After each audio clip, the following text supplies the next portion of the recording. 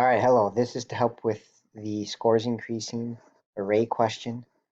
Good practice for arrays and the AP test. And so in this one, we want to return true if the array has all values that increase, and then false if in even one case where it's not increasing. So just a kind of a visual of this. Sometimes I like to sketch it out with actual arrays to help make it sense of it.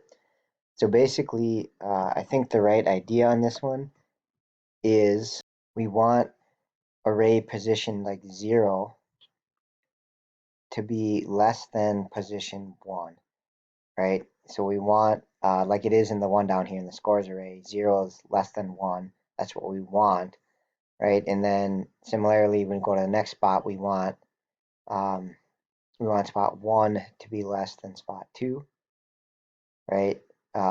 Technically less than or equal to. And then we want spot like 2 to be less than spot 3. Okay, where it isn't true, right? This first one would fail because spot 0 is not less than spot 1. All right, so the tricky part is we don't know to return true until we've checked all the pairs in the array. All right, so we basically go through and check pair by pair.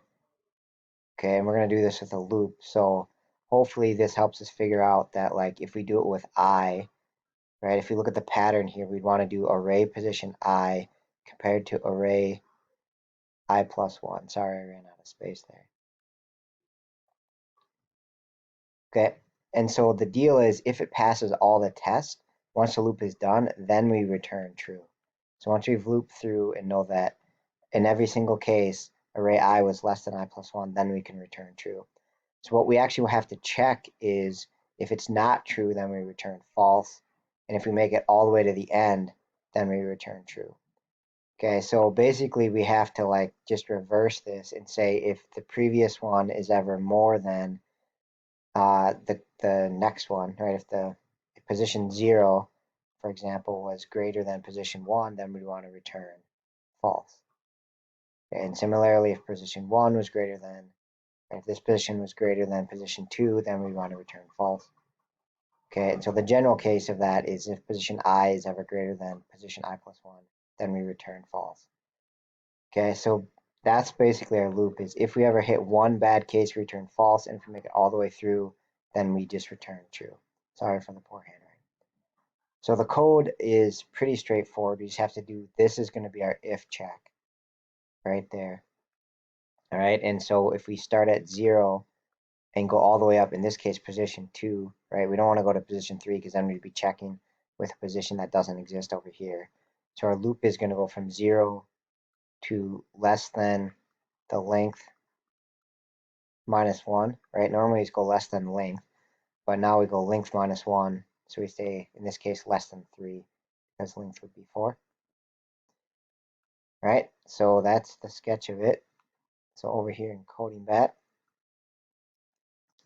basically just going to go for int I equals 0, just like we talked about. I is less than scores dot length plus I. Oh, length minus 1, sorry. Because we don't want to go all the way to that last spot. And there's multiple ways to set this up, right? You could do I and I minus 1, then your loop would be different, but so lots of different possible ways. All right, and then our check is if scores position I is greater than the one that comes after it, scores position I plus 1, then that's no good. So if that's the case, we want to return false. Okay, and then again, we don't know that it's all good until we've made it all the way through the array. So after the loop is done, if we haven't found a case where the next one is greater than the previous one, then we can finally return true. Okay, cross our fingers, just make sure didn't mess it up. It looks like it's passing all the cases. All right, hope that helps. Make sure you're logged in when you're doing this to get credit for it. Let me know if any questions come up.